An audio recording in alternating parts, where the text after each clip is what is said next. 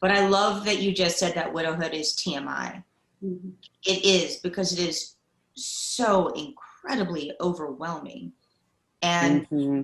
I think that that's one of the reasons that you do lose some people in your life, is because you have to constantly process. And there are moments that are TMI, and there are moments that people can't process and that break their hearts and impede on their grief, but they know you need to say it as the primary partner.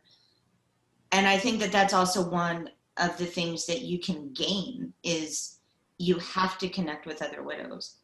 You absolutely have to, because it's therapeutic things you can do, because you need some other people that have TMI. Yeah. Groups, and especially with suicide widowhood, it's important, because I'm in other groups and there's so many rules saying about what exactly you can say, and everybody's really scared about triggering folks. Yeah.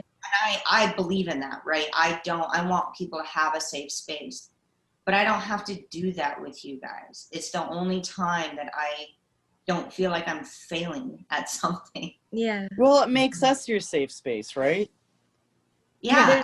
And I know you guys, I know how all of your people died, and I know there's going to be parts of each of your stories that like sting my heart. And I know there's parts of my story that stings yours. Mm-hmm. But I still feel safe. I'm okay with that. And I really think for anybody dealing with hard secondary losses, you have got to find some other TMI widows. Well, and even if you have, right, like have the best friend, like my friends have all been just phenomenal. But there are still pieces of information that are too much for them. And I am just a person that is like constantly my whole life, like my whole identity is built around having like a poor filter and like oversharing and like saying things like I always say what I'm thinking, like, you know, not in an aggressive way, but it's really hard for me to feel like I can't just like call up my friends and be like, this really horrible thing happened. This like small thing that triggered me in this way that reminded me of this graphic detail. And you know, I can't always do that. And it feels really different than how I've lived the first 40 years of my life.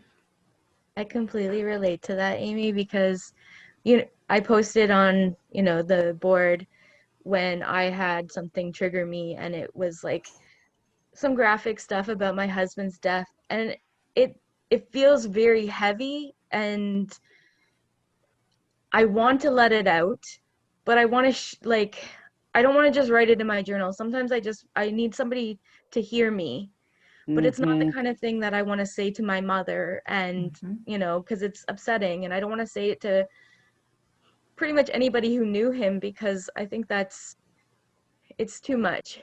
And being able to talk to you guys about it, like really makes a difference. And I feel like there's so many things like that it just feels too heavy or too morbid or, you know, whatever. And so where do you put that, you know?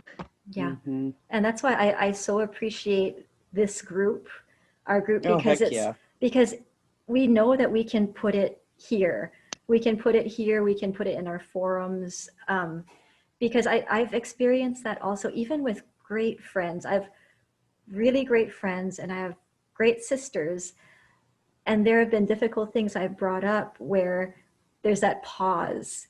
And in that pause, I realize, oh, they don't know what to say. And that's okay. I mean, how would they know what to say? But we can come to each other, and it's like we've been there. And there, you know, it's not like I ever would wish that other people would be there in this spot, but it's so comforting to know that I'm not astonishing you with my story. Unfortunately it's familiar, but there's such connection with you guys because we've been there. Absolutely. Well, and Kelly, I had an exchange yesterday with Amy that went really well. We were just doing the equivalent of texting, and I left that. I went to lunch with Ann's mentor, and I just felt happier, right? So I told the mentor, I just had time with a widow and it made me feel better. That's probably not an expected thing, but I just felt lighter and more joyful, you know, more myself, which meant I was able to be there with and for the advisor because, you know, she's struggling with Anne's death as well. So thank you, Amy. You're so welcome. Right? I mean, we all like thrive on human connection. And when even like by accident, some of that gets severed because we can't be our full selves, it's really hard. Well, and it's funny because it's like I've always been a bit of a weirdo, I suppose, but now I know I'm extra weird, you know, from after losing him. And there's these, but you guys are just the only time that I don't feel weird. I mean, you know, last weekend I was with dear friends and just felt like I was failing them and failing at life. And, you know, I can tell you guys yesterday, I found his earphones and they had earwax in it. And that's disgusting.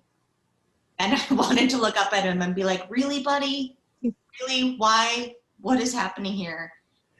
And I also cried as I cleaned earwax out of his headphones. And I momentarily thought about not cleaning them because it's him. Yeah. And if I tell people that, they're like, is she going to make it?